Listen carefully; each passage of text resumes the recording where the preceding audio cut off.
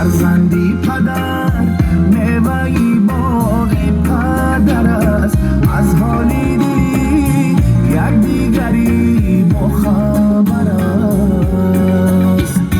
فرزندی پدر یک نعمتی به بهاست، از سوی خدا میکش بینگر که این حیات در گذر است. فرزندی پدر، فرزندی پدر، مهرت و جگر. فرزندی پدر، مهرت و جگر.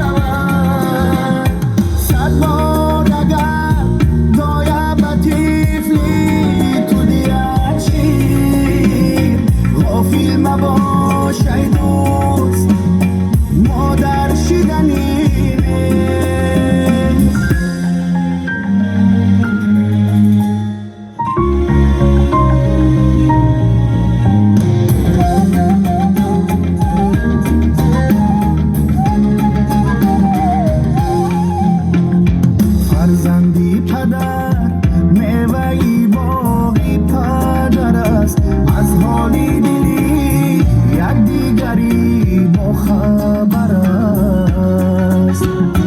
فرزندی پدر، فرزندی پدر میوهی باغی پدر است، از حالی دلی یک دیگری با خبر است. فرزندی پدر یک نعمتی به بهاست، از سوی خدا میکش بینگر که این حیات در گذر است. فرزندی پدر، فرزندی پدر، مهرت و جگر. فرزندی پدر، مهرت و جگر.